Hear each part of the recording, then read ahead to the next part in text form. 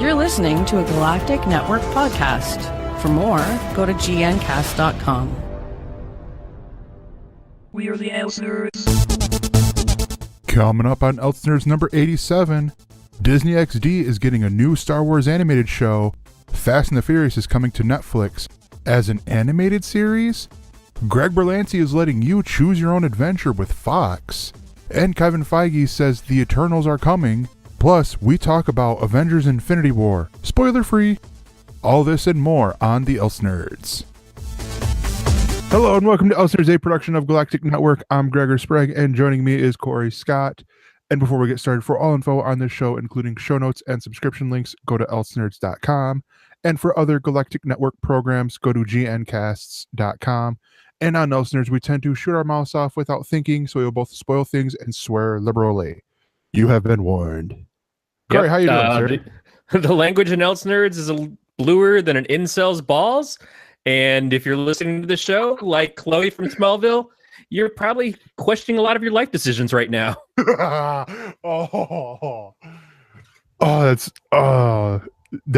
one was harsh. Like seeing that, and it's like everyone posting about it, and I'm like, all right, yeah, you're like, I don't want to say benefit of the doubt, but it's like, okay, she's tied to this, but it's here like, oh, Smallville star, because she's been in other things, but really it is Smallville. And I'm like, and if she beats this rap, are you guys just gonna, how much crow are you gonna have to eat if she beats it? I'm not saying she will, I'm not saying she won't, I don't know, because I like my entertainment the way I like my news fake.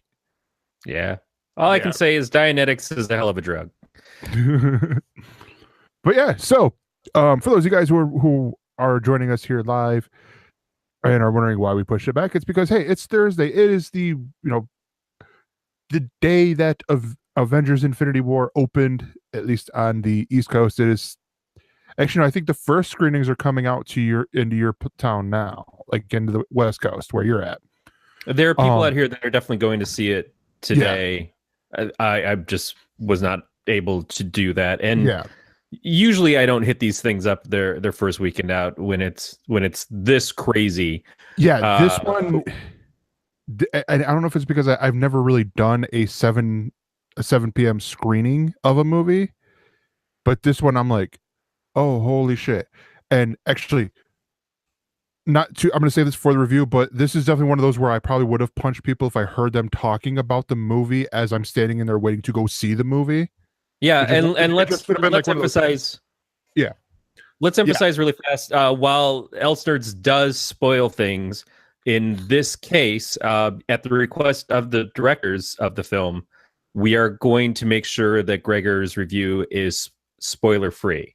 Yeah, he's going to talk about it is roundabout without giving you things that would ruin the enjoyment of the movie. Some people on other shows have gone off of some article written that says spoilers make movies better. I don't know if I agree with that or not. I haven't checked the science. I'm not a scientist. I don't know where polar bears come from. I know that for me personally, I'm trying to avoid it, but it's really, in this case, I know it's one of those things of like, oh, so the directors asked you not to spoil it this one time. Why should they be the ones to get away with this? I get that, sure, but we're gonna go with the request. We're gonna err on the side of caution, and so if you want to hear a spoiler-free review of Avengers, then that will come up in our ElseViews segment. Yes, definitely. But before we get to the ElseViews, we have the ElseNews. And the first news topic, it's actually a twofer. We're sort of combining these two stories. But the first story is that Star Wars will be getting a new animated series on Disney XD. I'm saying Disney XD because it says it airs on Disney, but whatever. Called Star Wars Resistance, and it is coming this fall. What this is going to take place in the months before The Force Awakens. So this is definitely Star Wars and Disney hitting at the thing that's given them success in the animated side of things here. with we have a big event. We are going to flesh out the events beforehand by doing animated stuff. That's what the Star Wars The Clone Wars was. That's what Star Wars Rebels was. With the Clone Wars being in between episode 2 and 3, and then Clone Wars being between 3 and 4. With this, this is going to be, like I said, before episode 7. The cool thing with this is that we have we're following Kazundo Ziono. Kazuda, sorry. Ziono. I'm guessing Ziano just from how it's spelled. Kazuda Ziano. We don't know who is playing that character, and we don't know really anything about that character at this point.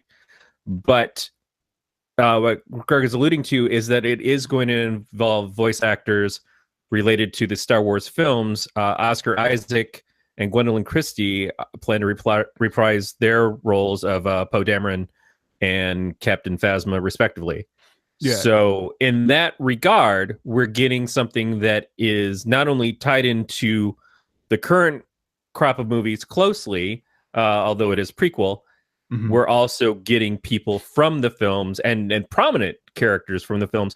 One of the things that I think is a somewhat of a complaint about the two movies so far is that Captain Phasma has been eye candy only, has been a very visually interesting character from the trailers, and then not given much to do or to earn that coolness factor, other than the fact that it's Gwendolyn Christie playing her, which itself is pretty cool. Yeah, a lot of people have.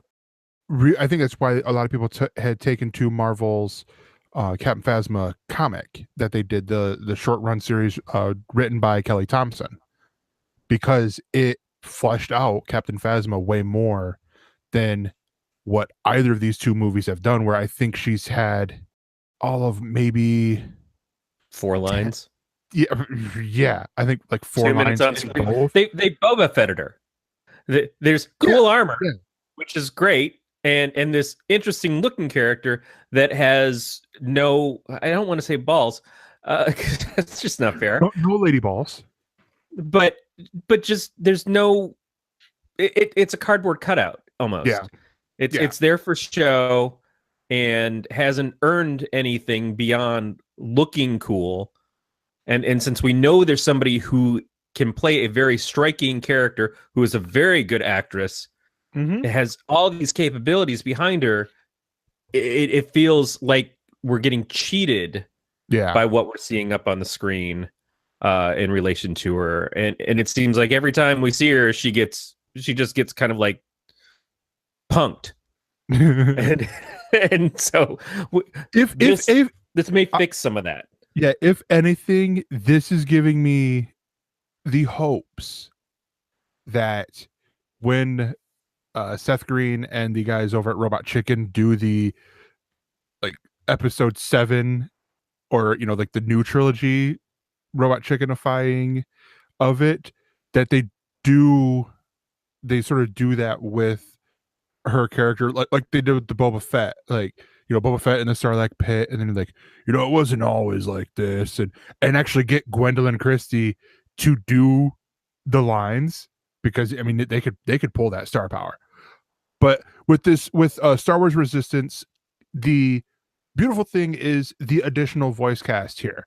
So you have because right now those Poe Dameron and Captain Phasma are the only two that we've really heard from the movies in here.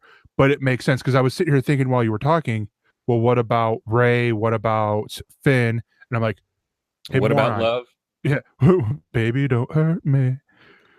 But I look at this and I go, oh wait, duh, moron! It takes place before the Force Awakens, where you meet them, as they're meeting everyone else. But the additional voice cast in here has Bobby Moynihan, Donald Faison, Christopher Sean, Susie McGrath, Scott Lawrence, Myrna Valesco, Josh Brenner, Jim Rash, and Rachel Butera. That's a great voice cast. I mean, I don't know all those actors, but I mean, a lot of those guys have been doing voice work for a while, for things. Donald Faison has been doing voice work for Robot Chicken for a long time now. Actually, I think even interned with them to do the stop motion stuff shortly after Scrubs left, or Scrubs went off the air and stuff. But Jim Rash, brilliant writer, director, actor, and all that. I'm excited for this one, mainly because it's Star Wars. And the one thing that I don't like with this is the fact that it seems like Disney's still doing the whole, well, Disney Channel is more for girls and Disney XD is more for guys thing. Well, you're the one who made the distinction that it's Disney XD when the article says Disney Channel. If you look at the bottom, Star Wars Resistance will premiere this fall starts on the Disney Channel. Like what you said, Disney XD. Mm-hmm. Okay, I don't know. It does make a certain degree of sense to have a type of programming on one station, so that the expectations, if you're already tuned in, that you don't change the channel. But that's a type, not necessarily going for like program that'll go for the boys or go for the girls. And even then, I also don't know that Star Wars is necessarily for the boys. Well, but it's going along with their, or you could even put it with this of they're going with turning Disney XD into something along the lines of where the properties that they've purchased go, because it's also where we get the Marvel animated shows is over there, but they have other programming as well. I don't know. I don't like the idea because I don't like as Beat put in the chat, a CBS All Access move. You get the premiere here on this one channel, which in cable packages is a lot smaller down. It's on the, you signed up for it's cable. a lower tier, so everybody will get the regular Disney Channel, but to get Disney XD, you have to go up to a higher station. Yeah. And all that. It's that Disney, it's that CBS All Access part here, with Star Trek. Oh, here, we're going to put the pilot out on, we're going to air it on our national, network TV and all that. But do we feel like it's going to be resolved when Disney launches their own streaming service? Do you think you're going to get access to the Disney Channel and the Disney XD stuff on that service too? Yes, because I honestly feel like, because right now, like on the Roku, they have, they compound all three because they had it split up a lot more logically with one of them. They had Disney Junior as its own app, and then they had Disney and Disney XD, all of which you still had, as long as you had the cable subscription, live stream available. So you could actually, like I could plug my Roku right in there, turn on Disney, and then open up the Disney app and go, okay, I want to watch that live. What they've done now is they call it Disney Now, where it has all of the stuff. It has the Disney XD, the Disney Channel, and the Disney Junior stuff all in one area. You just sit there and go, okay, I want to watch this show, to where I feel like it could backfire in a way for the kids who come at it from the, just solely the app side. And they're like, mommy, I want to watch this. Well, what channel's on? It's on Disney. They turn to Disney and it's not Hannah Montana. They don't play anymore, but it's like Bizaardvark or, one of the other shows that airs now on Disney, or, like Stuck in the Middle. And they're like, but Star Wars is supposed to be on right now. It says it on my room. Well, go back and watch your room. I don't want to. And, fights start that way. I still feel like it's because the types of shows that are on XD all lead more. And you might be right on the stuff that was, well, it's not really licensed because they own all those properties. They own Star Wars, they own Marvel, but it may be that it's more of tween adventurous programming. Yeah. Like stuff that's more of a dramatization story with action versus what Disney Channel itself would have that might lean more towards the classic Disney characters and versus Disney Junior or whatever that is. I'm not as familiar with that. I don't disagree that it sucks to have to go to a higher end channel as far as cable tiers, but I also feel like that's something that's going away. Yeah, it is that they're not looking at it as that way because they're giving people the option at some point to just subscribe to Disney directly. Yeah, and also because you had mentioned Disney Junior, that's like the Nick Jr. That's where you get like the Paw Patrol, the stuff for the little kids, to where that's where it makes, with the channel side of things, it makes more sense for me to do, like, because they have a Disney Junior channel as well. And that's, I think it's on the same tier as Disney XD, but you do Disney as sort of an all over, for everyone channel where you would feature, stuff like this, but then you do Disney XD for the older kids, like how they had this past summer where they had, it was all gaming focused, where they had the Polaris Prime Time and Polaris Player Select, where you're watching people play video games and stuff. And the only thing they really did was censor for language. Like that's really all they did. And they brought back Attack of the Show with the Attack on TV again. It similar to when FX introduced FXX. And it's one thing of like we're introducing this other channel for additional programming, but what they did is they cannibalized a lot of the stuff from FX over to that. And you're right. But I feel like in that case, because those shows had been well established on FX first, to move them over to FXX was a bigger deal than we're introducing this on the Disney Channel and then we're moving it to Disney XD, because they'll probably play in both places at the same time.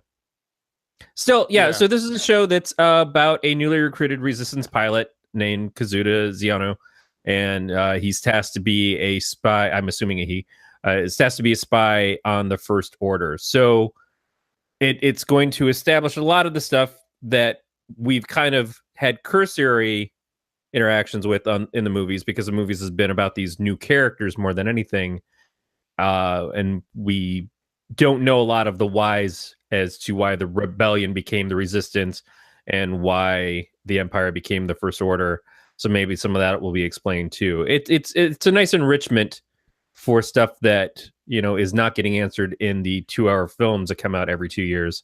Yeah, one of the things I sort of hope is, if this takes off, like I think it will, that we get more of the actors from we get Adam Driver and we get John Boyega, bringing their roles over to this. John Boyega definitely seems like there could be some story there. Yeah, because his idea of waking up and deciding to not be a part of the First Order anymore. And that I could see that being something in season 2 or 3. Plus, then he gets to play a villain. Yeah, but because it's one of those things that I look at this and I go, okay, there is promise with this, with Star Wars Resistance, with how all this stuff is set up, and it's also Finn's Tales of a Janitor, yeah. But where you get all this stuff going on, and I feel like we could have quite a bit of stuff, explored on here that would enhance the movie-going experience of seeing, these 2-hour movies every other year in between the Star Wars story movies.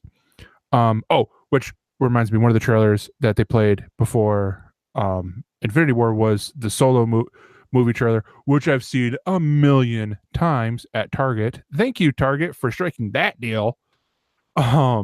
But it's actually working on selling me on the Solo movie. Like, good. I'm seeing that trailer and I'm like, I'm probably gonna go and seeing this, because at first I'm like, oh great, I didn't need to watch this trailer, and I'm gonna get, like, the first time seeing it, I'm gonna get so sick of it. I did get a little bit sick of it, but at the same time I'm like, I'm gonna go see this movie. I don't think it'll be like I did tonight, like, hey, can we push the show back a little bit because I'm going to see Solo? But that next day, the next day off or whatever, be like, and I'm going to the movies. But yeah, the other animated side of the animated show, actually there's some stuff in here that I didn't even know happened.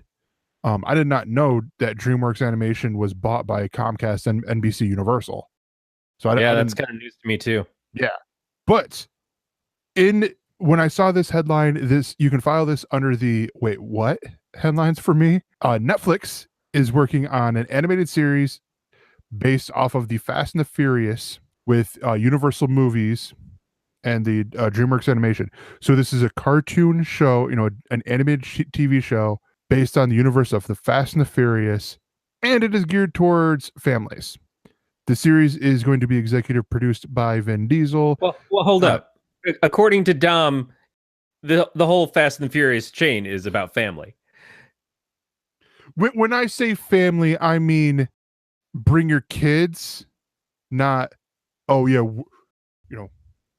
pat, we're family sort of deal and all that. But yeah, so the Fast and the Furious, is based on Universal's, franchise.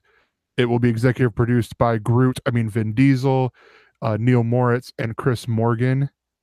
And they were also producers on the live action movies.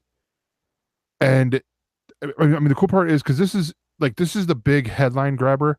The other part of it is the fact that that DreamWorks Animation is going to be doing a lot of stuff, and Universal Movies will be doing a lot of stuff for Netflix with what this deal sounds like.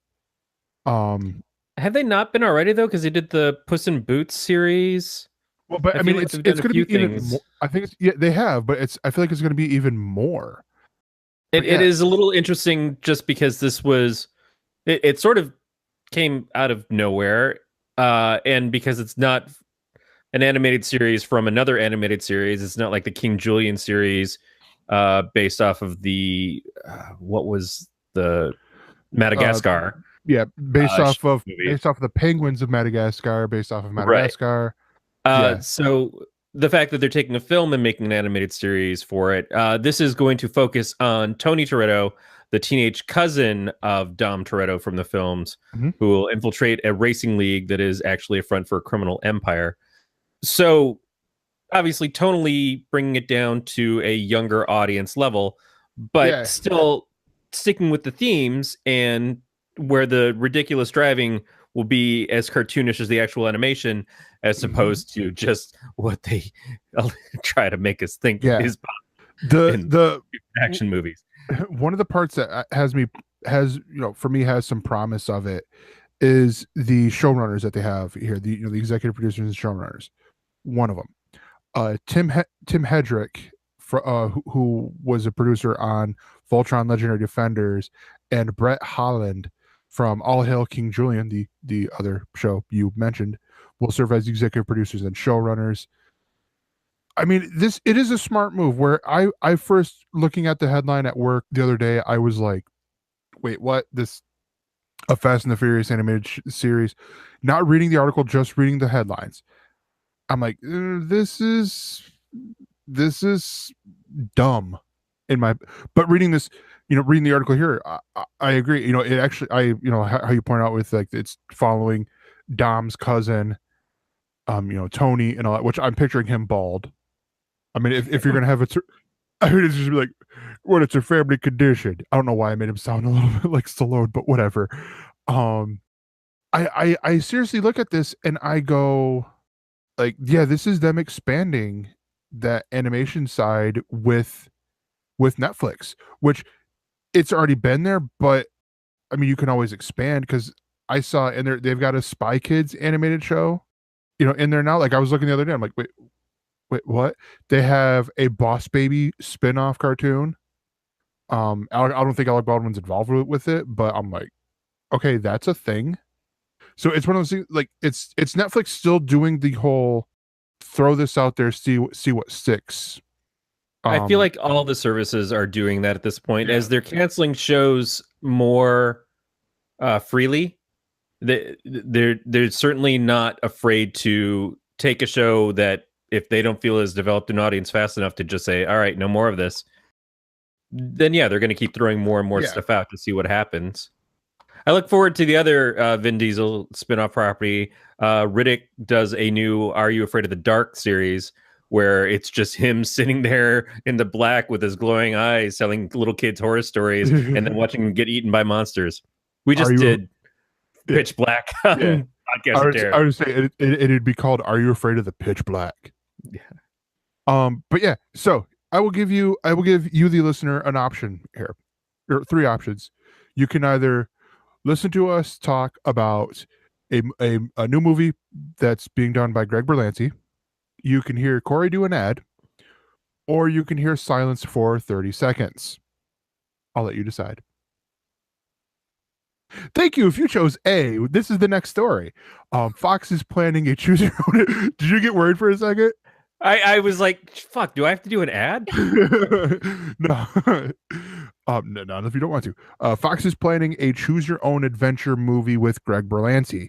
The Kino Industries movie or control movie, collaborative cinema experiences, it's quoted here in the article, is partnering with 20th Century Fox for this choose your own adventure movie. All right, so kids, now you might not know about these things. I read, but back in the 80s, we had these things called books, and they were printed on dead tree strips. And normally, a book goes in a chronological order. The pages are numbered. You go from I was going to say 1 to the whatever the highest number is, but there are things like the indicia and stuff that don't have numbers. It's really confusing. You got to flip past all that shit to get to the actual crunch of like chapter 1. What Choose Your Own Adventure was a book that you would read a chapter, and then at the end of the chapter, it would give you a couple of choices and say, if you think the character should do this, flip to page 27. If you think the character is going to instead eat a bunch of pie, flip to page 93.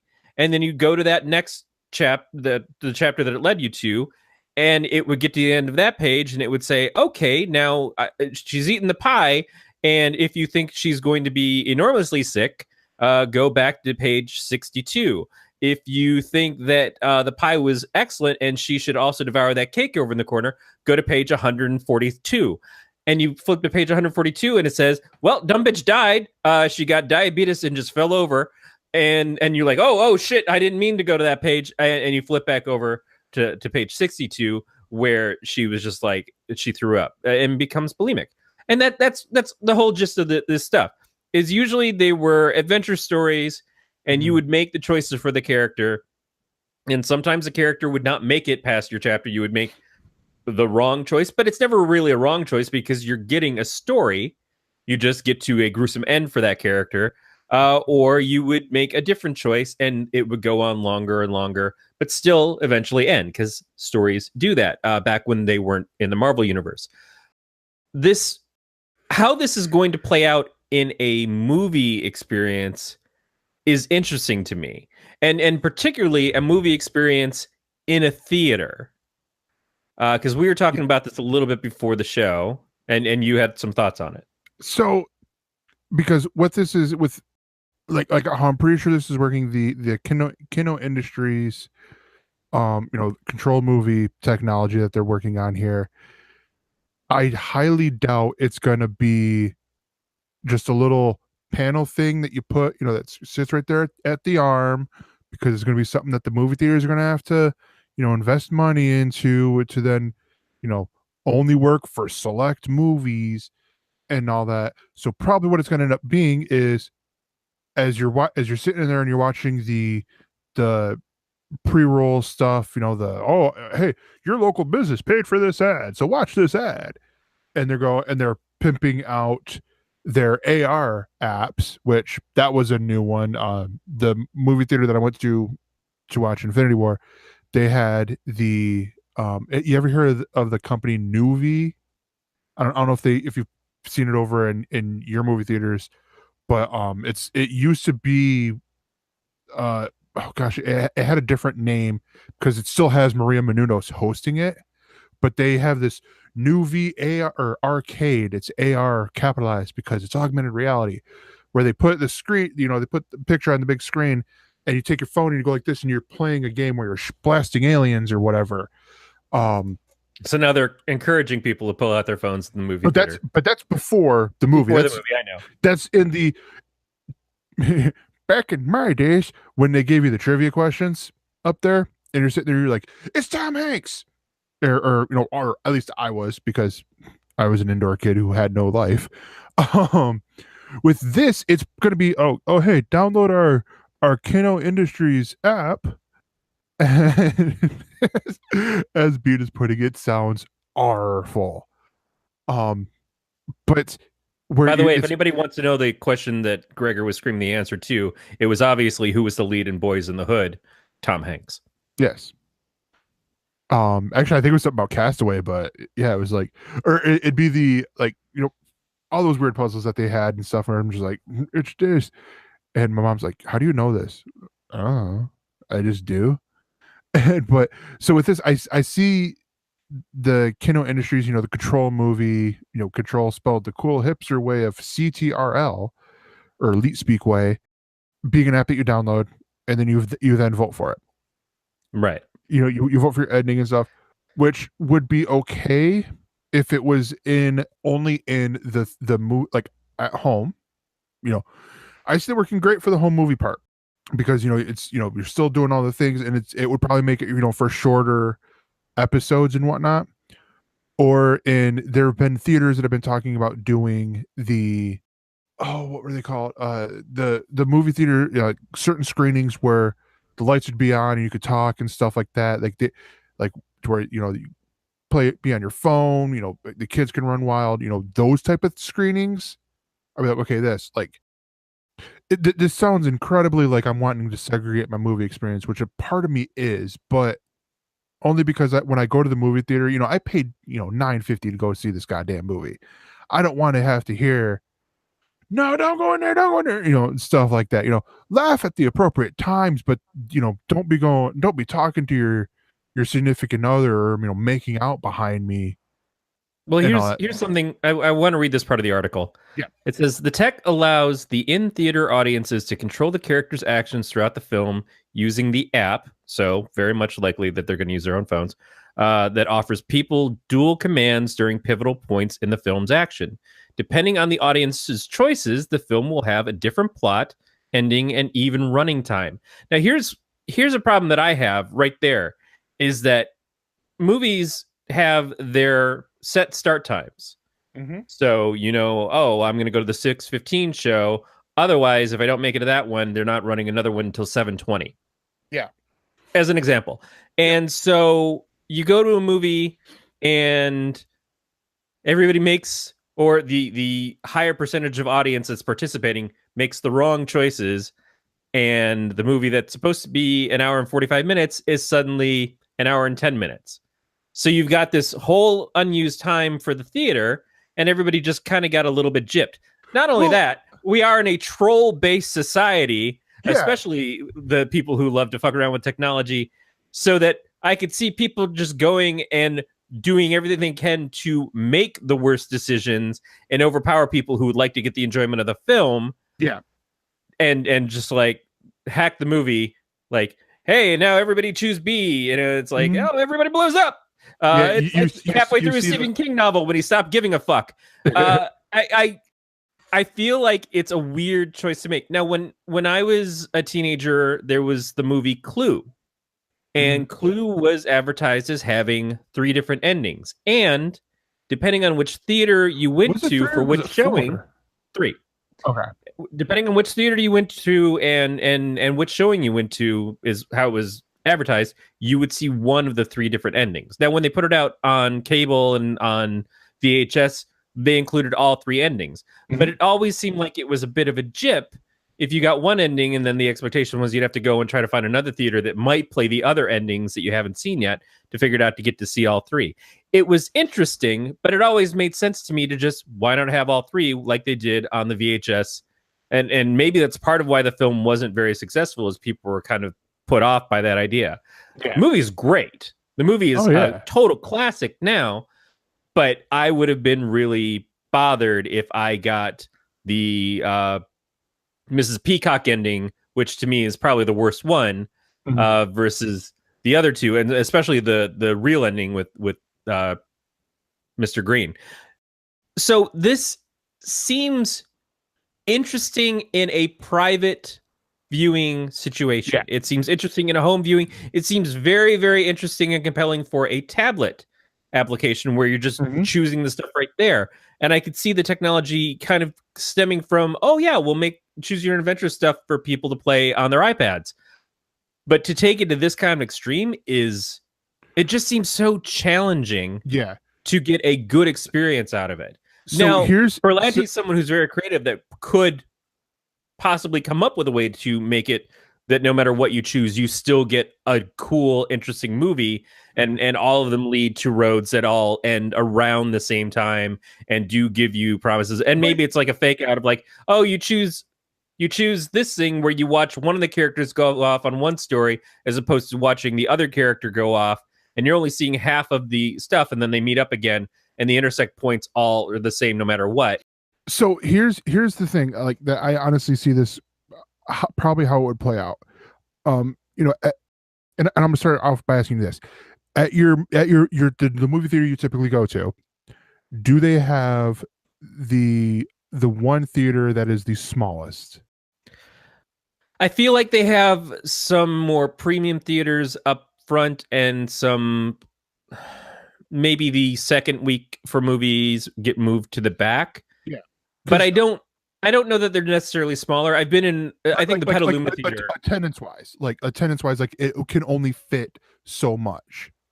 I don't know if that's necessarily the case, although there is a whole other section that I haven't seen any movies in that section in a few years, and I can't remember if that section is going off. Yeah. So it's like you go to the right and you've got 10 or 15 theaters that kind of curve around to the back, but then there's over on the left-hand side past the concession stand, there's another group of theaters that I don't know get used that often and are maybe only for specific things.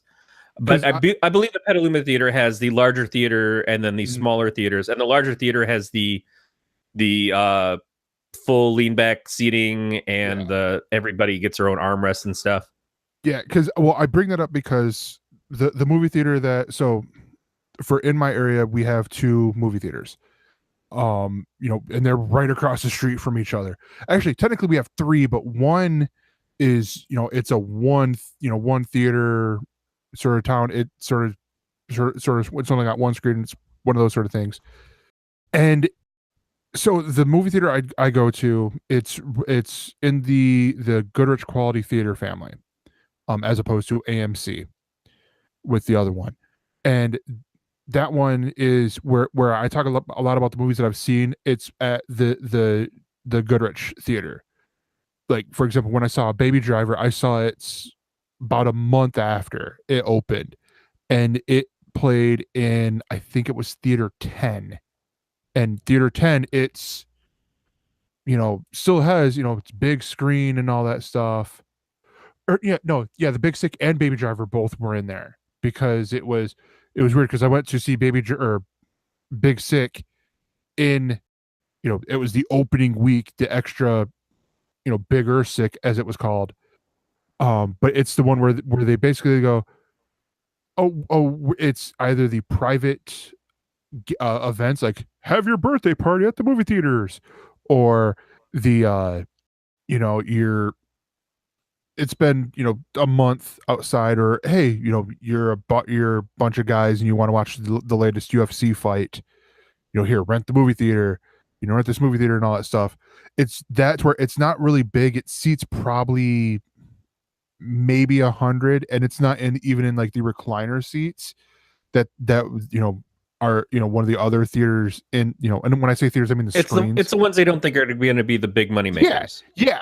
So this is where I see this going into this choose your own adventures thing, because where they still would have would probably would end up losing money, to where, like, that's the other thing, is like I don't see this really making a lot of money, to where I think it would end up going towards the home theater market and all that. But that's kind of my question then why even try to roll something like this out? Because you're going to have to set up some sort of special equipment for people with the apps to be able to send the choices that they make up, so that the theater itself reflects it and not just going out to the web and having to shoot back.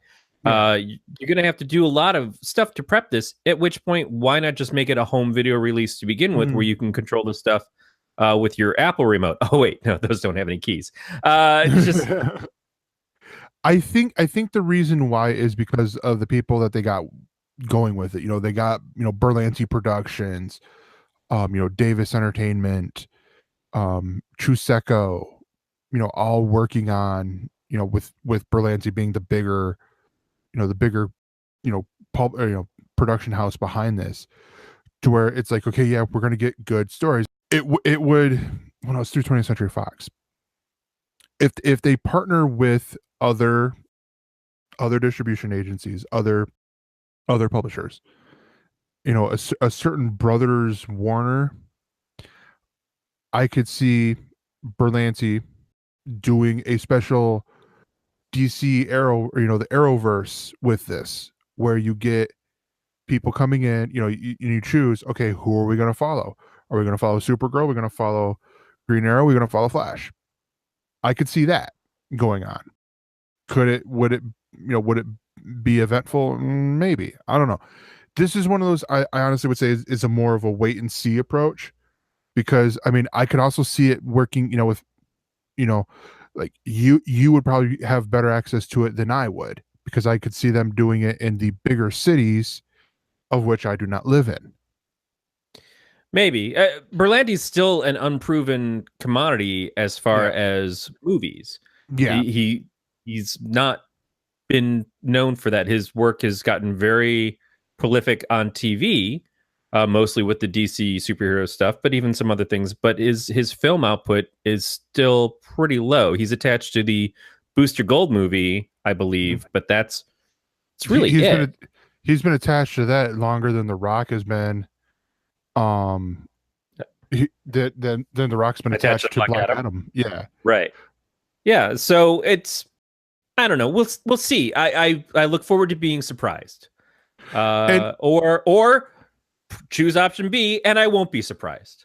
And here's honestly the other part that sort of, so I'm looking at his filmography with his films, the stuff that he's directed. Okay, I'll include writing in here as well, because he didn't direct Green Lantern. He only wrote, he only wrote and produced it. Same thing with Wrath of the Titans. Wrath of the Titans and Pan are probably his two biggest ones, and he wrote Wrath of the Titans and produced Pan. I believe both were panned. Yes. They weren't great, but they did better than Ryan Reynolds' superhero movie before he was Deadpool. He's Wolverine Origins? He was still Deadpool. Oh. By name. Was he though? I don't think he was. By name. But he's because he's only directed 3 movies so far. With his, I don't know when this other one's coming out, but with his latest being Love, Simon. I feel like that's sort of going to be the bigger test. Well, yeah, it's a long way to go to make a whole movie out of playing a game that just goes and then you have to play it back. I enjoy Simon, but I wouldn't say I love it. Too many batteries. Wait, although I've loved other things that take a lot of batteries too. Hey, so let's move on to the last story. Yep. Okay. Yep. Sorry, I'm gonna get out of this. Final story. Marvel boss Kevin Feige. Yep. Feige confirms that an Eternals movie is in development. Now, in development is one of those things, because we had an Inhumans movie in development, and then it developed into the Inhumans movie / show, and that was a problem for everybody. But I also feel like that was a redheaded stepchild as soon as it was introduced. It's like, yeah, Inhumans, we'll maybe get to that. No, we won't. The Eternals, I don't know. I kind of know less about them than I knew about the Inhumans, to be totally honest. They were introduced in the late 70s, I think, by Jack Kirby. And so there's certainly something to love for the fact that they're a Kirby creation. They are related to the Celestials, and we've seen in Guardians of the Galaxy a Celestial head floating around, because I believe that's where Nowhere was based out of. But yep, it's another cosmic related movie option for Marvel, which is good, and it that might help set it apart from the stuff that's going on, since we're in the midst of closing off the original ideas of what the Marvel Universe has been with the 3rd and 4th Avengers movies, and going into the next phase. This could be a way to do the next phase without having to worry so much about all the things that have happened with Iron Man and Captain America and stuff. I have not seen the movie, so I have no way of spoiling it, other than to say that probably good. Yeah. But what do you think of this? So when we know that the films that are coming out already that have been announced, a new Spider-Man, Captain Marvel, whatever else was already on the plate, plus Avengers 4. Yeah, right now, so post Infinity War, we have 3 movies left that are planned, like from that big... That are announced. Well, yeah, that are announced, that have set release dates, have been filmed or have finished filming.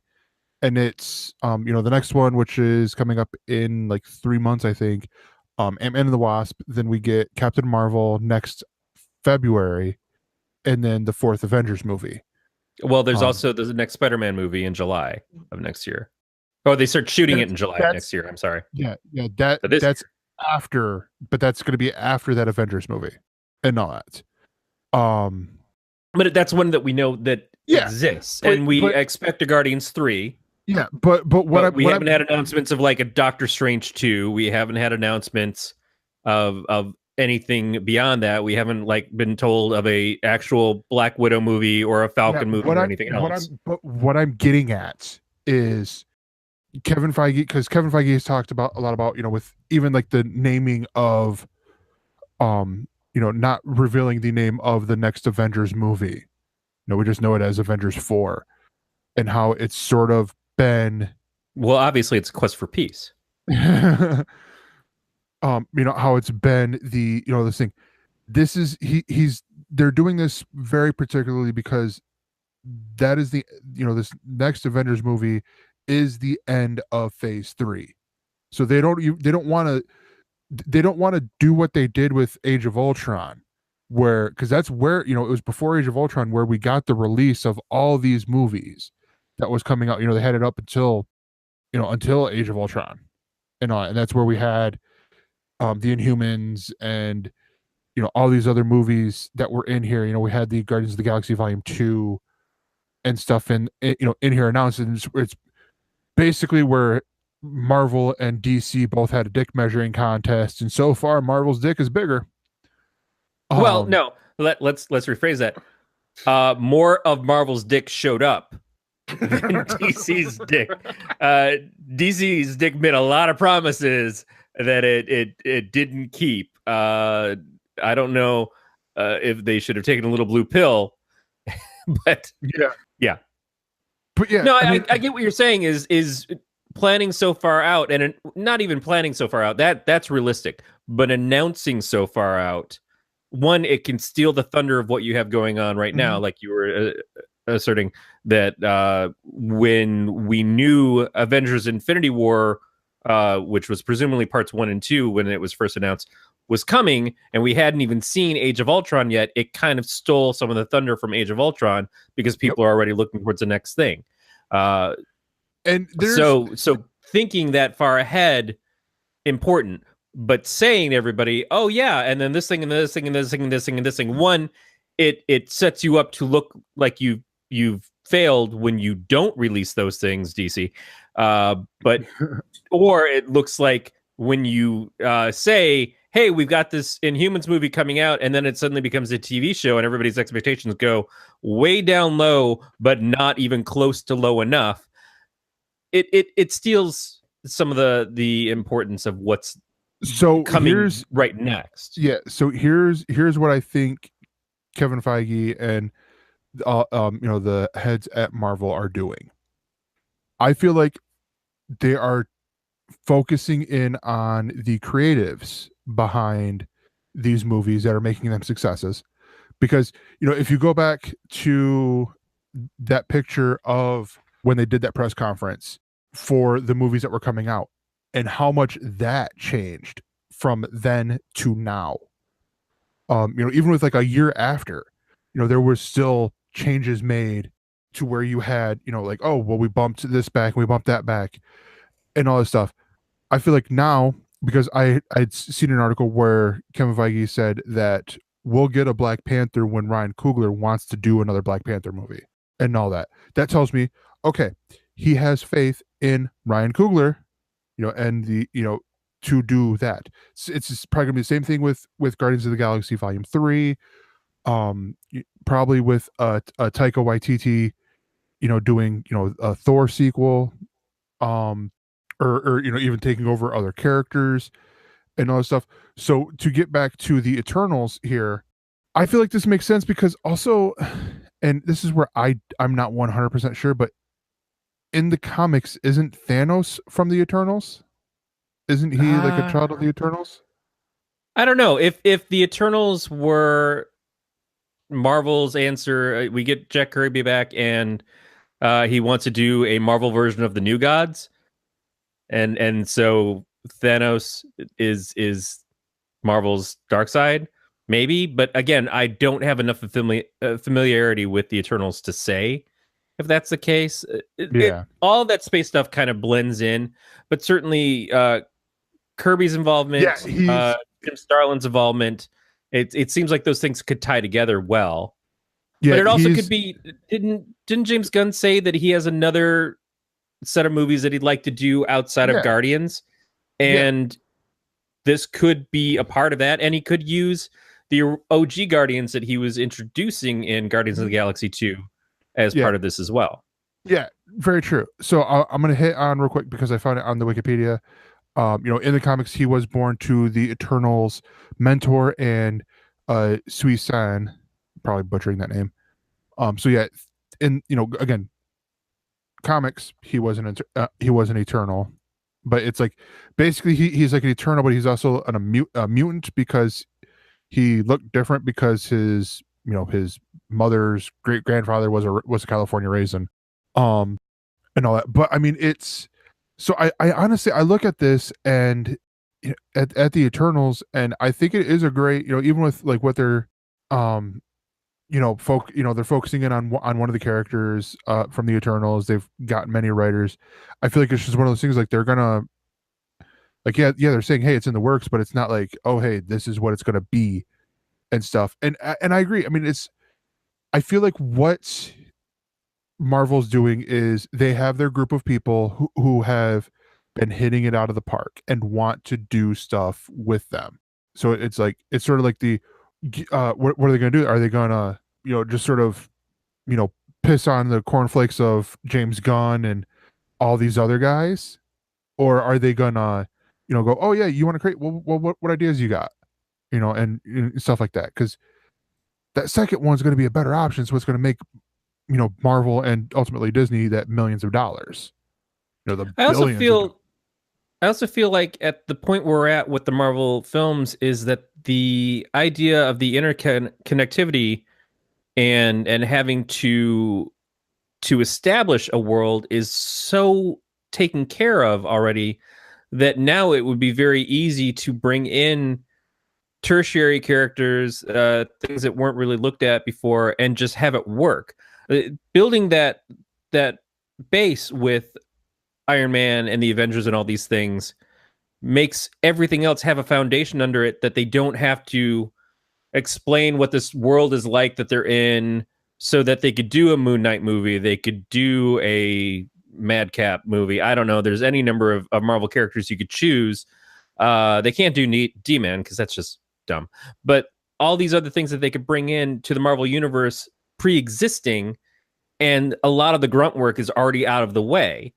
So it would be a lot easier, and they don't have to have things back and forth crisscrossing all the time of like, and Bucky is over here with T'Challa in Black Panther land, and Tony Stark is hanging out with the members of S.H.I.E.L.D. and all these other things. It's like now the interplay isn't as needed. It's valued, it's beloved when it works, but this thing of like, oh, and then we spin Ant-Man out of we have him tie into the Avengers because it makes Ant-Man seem more pertinent, and we have Doctor Strange seem more pertinent by having him have the Thor stinger at the end. Maybe that time is kind of over by the time we get to Phase 4. Yeah, and I mean, I don't know. I mean, I also wonder how many more Stan Lee cameos we're really going to get, as sad as that is to say. I'm not going to comment on that. I mean, it's I get where you're going, but there's a comment I was going to make. I'm like, nope. Eat the words. Just eat the words. Calm. Wait your 2 weeks like your rule is, Greg. Come on. I really think we're going to have to do an Infinity War special where we just spoil, we get in depth because there's a lot that you can talk about with it. And it's pretty fair because it's a, 2.5, almost 3 hour movie. But yeah, but I'm not going to talk about that quite yet because I got to say, this is going to do it for the news and we will be right back. And we are back, and it is time for the ElseViews. This is the portion of the show where I talk about Avengers Infinity War because I saw Avengers Infinity War, which is why we bumped things back. But we are going to express once again, yes, it is going to be a spoiler-free review at this point in time, out of respect of the wishes of the directors of the Russos, of the Russo brothers. Yeah. So, Avengers Infinity War, Avengers 3, as it was known to be, because it's the third Avengers movie, is the if you don't count Civil War. Well, Civil War was Captain America. Sure, it was. It had Captain America before it had Civil War. But anyways, this is the... So we talked in the news about the whole Eternals thing and how, we're finishing out Phase 4. Part of me feels like this should have been the end of Phase 4. Like, boom, you done. mean the end of Phase 3? Or Phase 3, yeah, sorry, Phase 3. Boom, done here now, and now on to Phase 4. Now, saying that for people who have seen the movie or will see the movie, they're gonna go, Greg, what the fuck? How are you gonna end like this? I mean, and it's one of those, because they did the different bumper because they turned for Marvel Studios, they turned the IO into a 10 because they've been around for 10 years, yay, and stuff like that. Which, I mean, yay, they've been around for 10 years and stuff. Creating hits. I don't think they've really had. I think the first 2 Thor movies were their closest they've had to bombs. I don't know if they were necessarily bombs, but our expectations kept getting higher and higher. Yeah. And so you go back to things like the first Thor or the Incredible Hulk movie that was Universal but under Marvel Studios as association with it.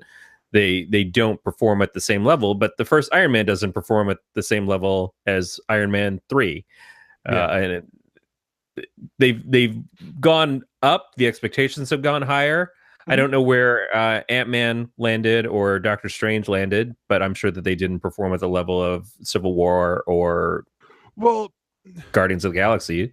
But with that, I mean, I don't know, but it's not like to keep it in the Disney family. We haven't had the Cars 2, bombs, that we've had with the Pixar movies. Right.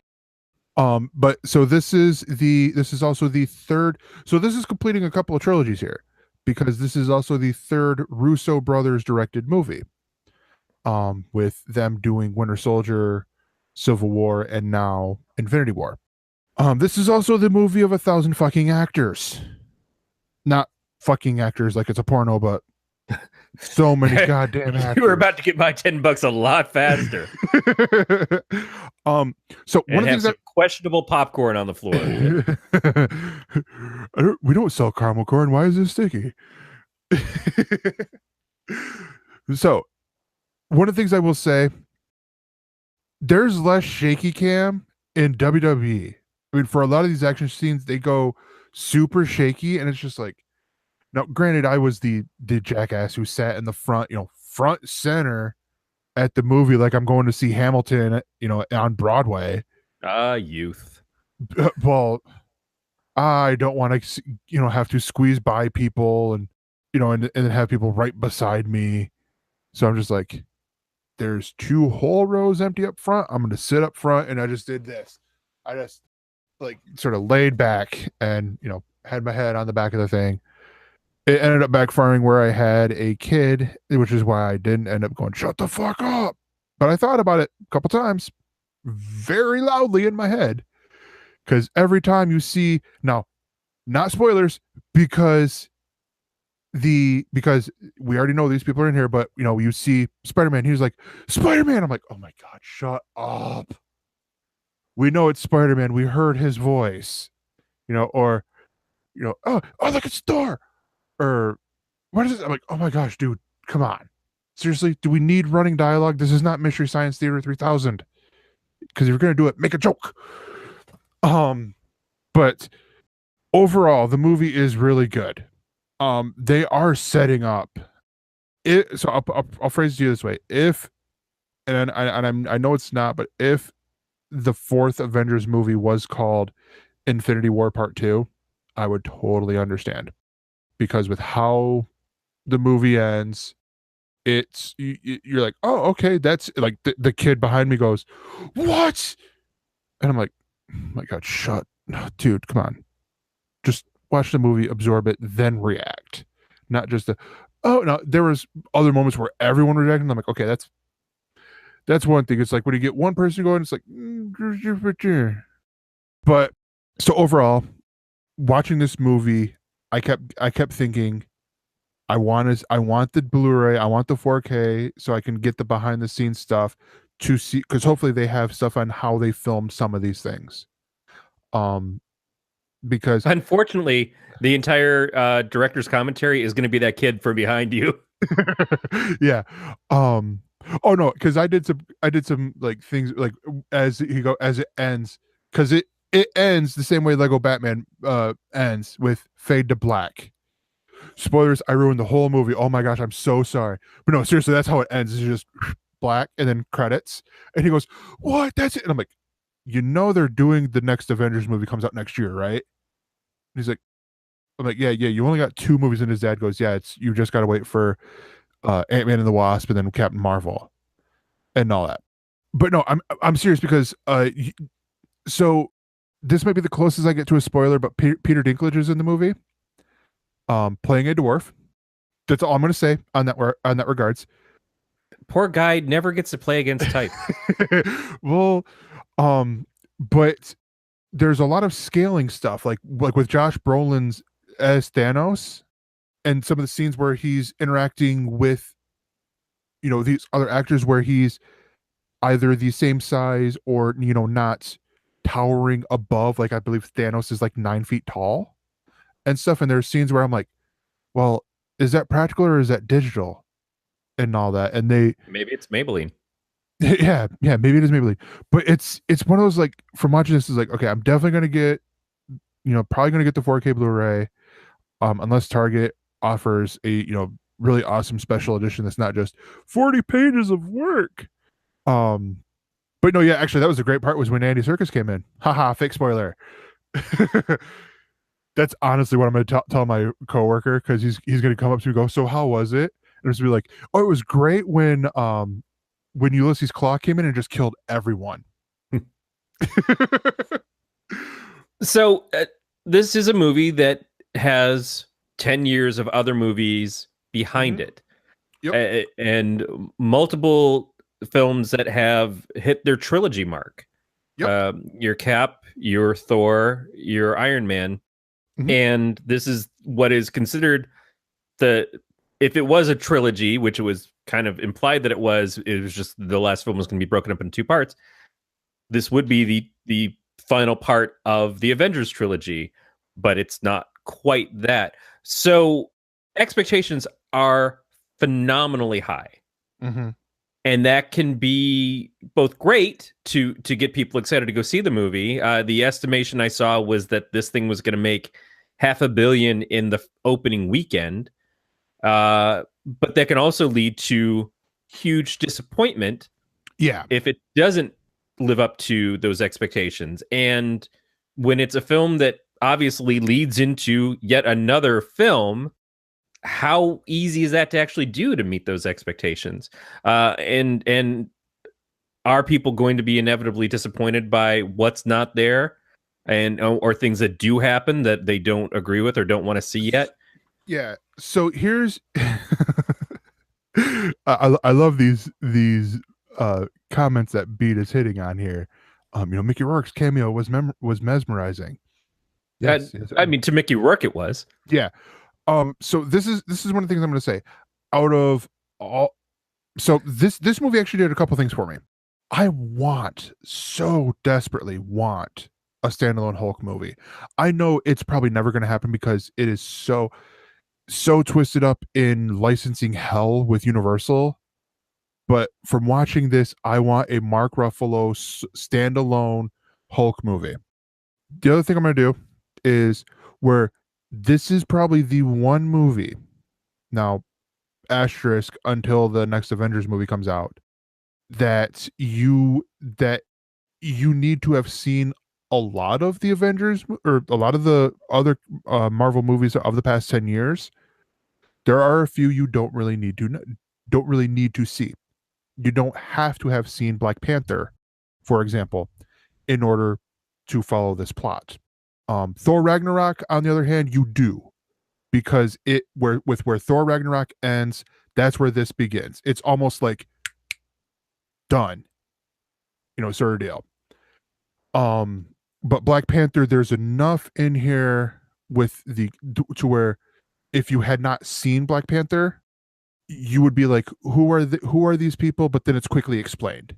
It's quickly. You think they did that because they didn't know that Black Panther was going to be the biggest goddamn movie of the year so far? No, they did it because they did it with a lot of the other people.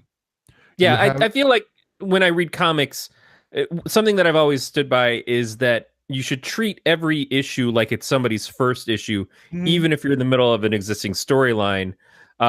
So you don't want to spend too much time on it to bore the readers who've been there for the last 10 years, but you do want to make some caveats for if this is your first time seeing Jimmy Olsen, let's give you an idea of Jimmy Olsen. If this is your first time seeing Aurora Monroe as Storm, let's let you know what the X-Men are and who Storm is.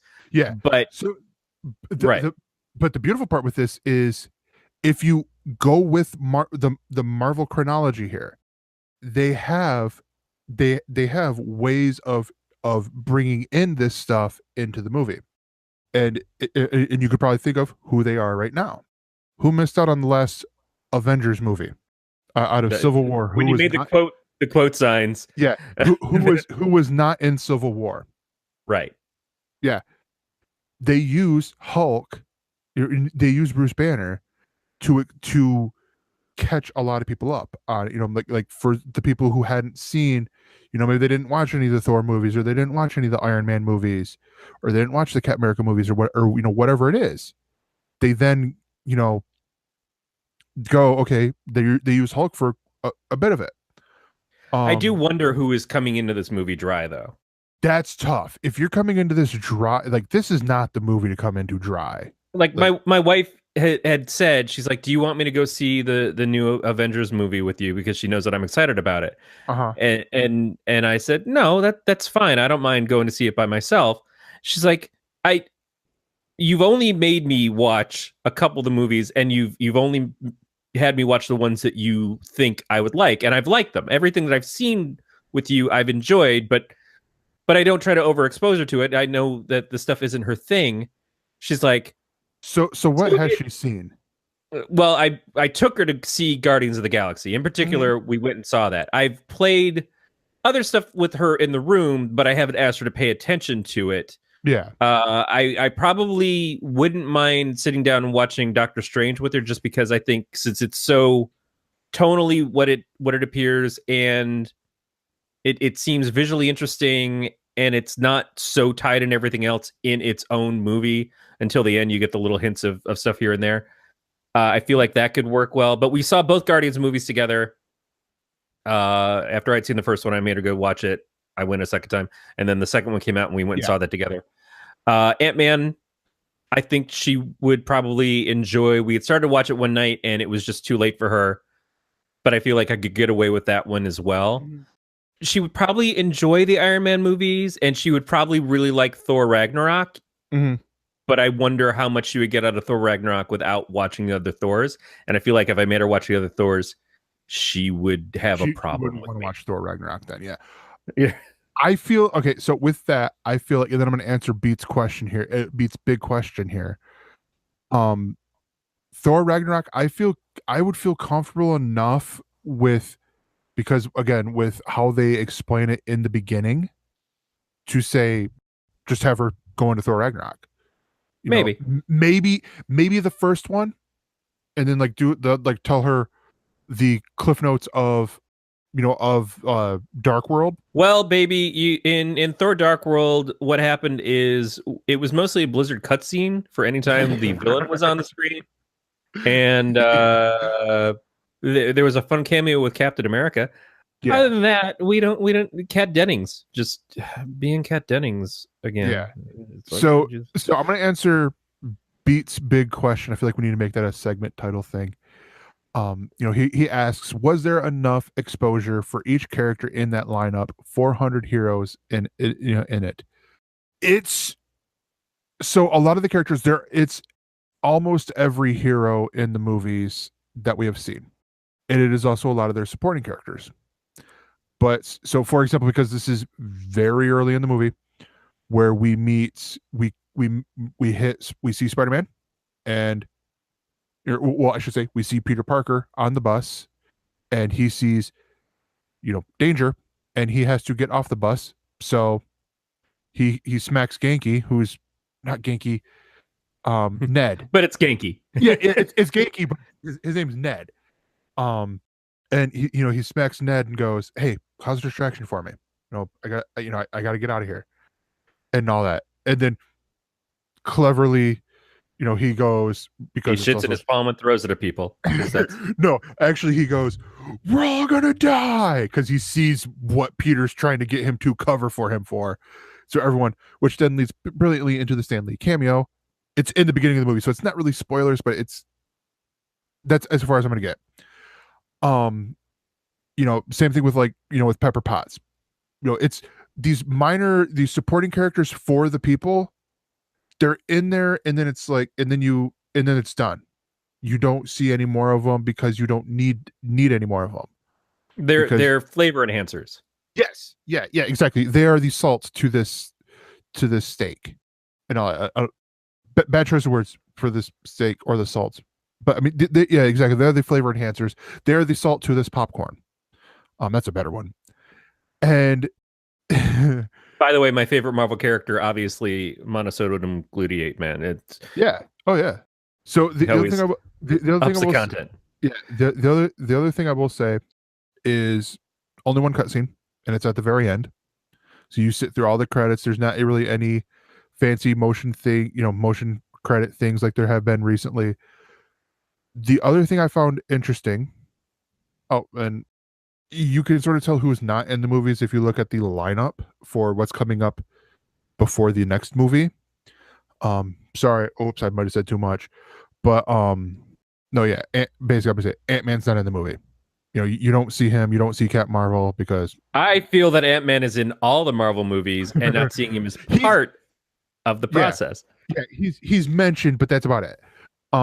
I still go back to what I first said when they announced the Ant-Man movie was coming out. I'm like, they should do a trailer like they did for Lilo and Stitch, where they showed Stitch in all the other Disney films, causing some sort of havoc. They should here's Hawkeye's arrow shooting it at one of the Chitauri, and there's Ant-Man on it. What the fuck? He should have been the character that was established ahead of everybody else, and they just backstoried him in.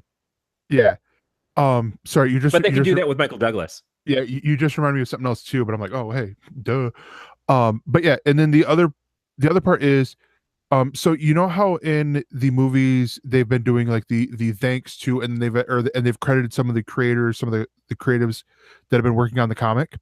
They didn't do that here, where I can definitely see a lot of Jonathan Hickman's run with the Avengers. I can pick out, different this is from here and from here and from here with some of the stories, but I didn't see a thank you to, anyone in there in the credits. So that part, but it could have been something that I missed, but then I'm like, wait, really? That's a little bit weird in my opinion. But yeah, I mean, I love the movie. The movie is great. I mean, I highly recommend going and seeing it. And actually, honestly, I was excited for that end credit scene. And Corey, when you see the movie, you will know exactly why. But yeah, that is going to do it here for the show. So I will leave it with this. If you have seen, by the time, because I think we get this put up about Sunday or Monday for the audio. So if you have seen Avengers Infinity War, and I want to hear your comments. I want to hear what you thought of it. And you could send those comments to our voicemail. You can call us, leave us a voicemail at 805-328-3966, or by emailing us mail@elsenerds.com. If you do leave us a voicemail, just say like, hey, this is for the ElseNerds. And also, you know, there's the Twitter options. I usually do this at the end, but I'm gonna do them here. You know, you can follow the show at ElseNerds, you know, at Galactic Netcasts, you know, DM us at the ElseNerds or myself at that Gregor with your reviews, you know, saying, hey, what did you like about it? What you not like about it? You know, talk to, you know, message Beatmaster, hit him up at Beatmaster80, or, you know, or Sean, just, you know, just out of the blue, just go, hey Sean, you know, at Esperance PA, Avengers was awesome, this part was great, blah blah blah. You could find. Be careful, because Sean may not have seen it yet. So let's not say, oh, please attack Sean with Avengers spoilers. He's totally prepared and down for it. Yeah. The other part, you can go to our Facebook page, facebook.com/Galactic Netcasts, and also I have my Twitch channel. I'm gonna try to do some of that a little bit here too. Actually, what I will tell you, what I suggest really quick as an aside, because it goes with the Twitch. If you have the Lego Marvel Heroes 2 and you have the season pass, they released the Infinity War DLC. Play that. That is fun. That is just fun. You're playing as Thanos in there, and you're like, actually, that one is the lead up to the last, what was it, Infinity, the Jonathan Hickman Infinity thing that he did, like one of the last things that he, that, you know, there was a series before the last Secret Wars that we had. I think that series was Infinity Castration. I think it was just called Infinity, but yeah, you're right. It was sort of a castration. But yeah, it's really fun to play, and you unlock Teen Groot and all that. But you could see me playing that, maybe some other games, over at twitch.tv/thatgregor. And Corey, I hear you have solutions to fix the universe. I don't, but I try to talk some out with my good buddies Nate and Brandon over at the Ink Studios. We do a little show. It's just made it back to the air after an unfortunate hiatus, which is understandable based off the circumstances. It doesn't make the show any better having come back. It's what a fucking mess. So if you'd like to hear that fucking mess, you can go to stfucast.com.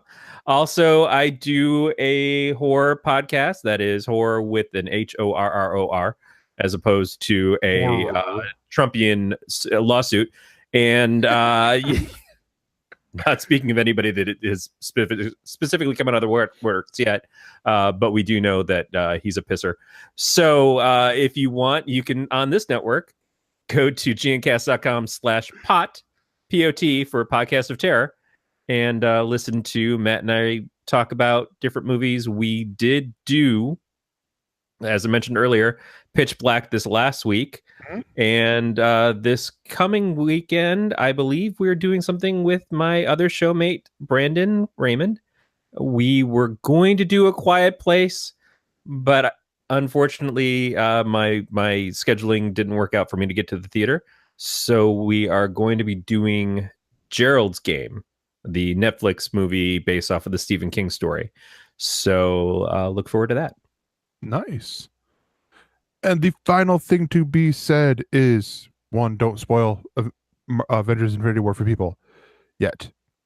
But two, this has been a Don't Tell Glenn production. We will see you next week. Or else. Everyone dies.